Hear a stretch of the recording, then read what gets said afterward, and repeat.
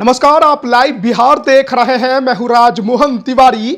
लोकसभा चुनाव 2024 के दिन जैसे जैसे नजदीक आ रहे हैं, अब बिहार के अंदर आपको रैलियों का दौर भी अधिक देखने को मिल रहा होगा। जिस तरीके से लगातार इंडी गठबंधन के तरफ से मजबूत दावे किए जा रहे हैं और इस बार बीजेपी को सत्ता से उखाड़ फेंकने की बात कही जा रही है, उसको लेकर अभी इंडी गठबंधन में सीट शेयरिंग पर बातचीत चल रही है। लेकिन बात वहीं अगर एनडीए खेमा की करे तो वहां पर भी अभी सीट शेयरिंग को लेकर कुछ भी तय नहीं हो पाया है और इसी वजह से एनडीए के अंदर अभी हाजीपुर सीट को लेकर बड़ी भ्रम की स्थिति बन गई है।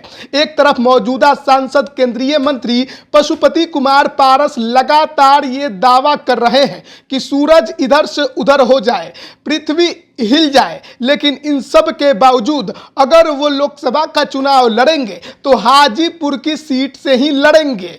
और वहीं दूसरी तरफ उनके भतीजे चिराग पासवान, जो कि लोजपा रामविलास के राष्ट्रीय अध्यक्ष हैं, वो भी हाजीपुर सीट पर पूरी ताकत लगाए हुए हैं और उनका भी यही कहना है कि यह सीट उनके पिता की थी और आगे की विरासत को अब वो आगे बढ़ाएंगे। ऐसे में हाजीपुर सीट पर उनका दावा बनता है। लेकिन इन दोनों की लड़ाई के बीच में आखिरकार तय एनडीए के अंदर तो बीजेपी को ही करना है कि वो किसको कौन सी सीट देगी। और ऐसे में कभी पशुपति कुमार पारस हाजीपुर में अपना दम दिखाते हैं, ताकत दिखाने की कोशिश करते हैं, तो वहीं चिराग पासवान तो पूरे बिहार में ही अपना ताकत दिखाने में लगे हुए हैं। लेकिन अब चिराग पासवान की तरफ से यह ऐलान कर दिया गया है कि 16 जनवरी को हाजीपुर के अक्षयवट स्टेडियम में पार्टी एक बड़ी रैली करने जा रही है, बड़ी भीड़ जुटेगी। चिराग पासवान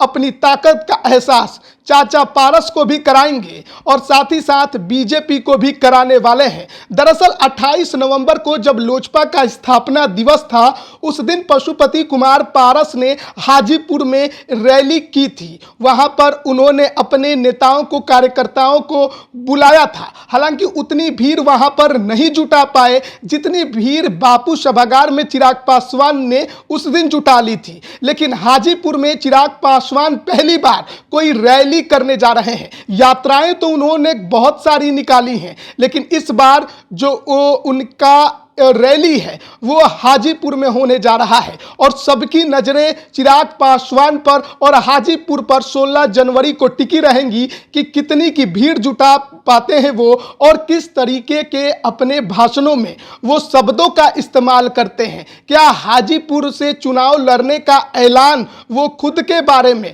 वहीं उसी रैली से करेंगे या फिर कुछ और दावे उनके तरफ से किए जाएंगे। अब ऐसे में आपको बताएं कि बीते 3 महीने से जो पार्टी के प्रदेश अध्यक्ष है राजू तिवारी, वो बिहार फर्स्ट, बिहारी फर्स्ट जो संकल्प यात्रा निकाली थी, उन्होंने उसी का समापन उस दिन 16 जनवरी को हाजीपुर के अक्षयवट स्टेडियम में होगा और चिराग पासवान का संबोधन उस दिन सबसे महत्वपूर्ण और अहम होगा। चुनाव से ठीक पहले, यानी कि लोकसभा चुनाव के ऐलान से ठीक पहले चिराग पासवान हाजीपुर में अपनी ताकत दिखाने वाले हैं। वैसे भी एनडीए के अंदर लोजपा की जो 6 सीटें हैं उस पर दावे दोनों ही खेमे के तरफ से किए जा रहे हैं। एक तरफ पशुपति पारस का कहना है कि उनकी जो पार्टी है रालोजपा वही असली लोजपा है और इसलिए जो पार्टी की 6 सीटें हैं जिसमें चिराग की भी सीट है उस पर भी उन्हीं का दावा बनता है। लेकिन वहीं दूसरी तरफ चिराग पासवान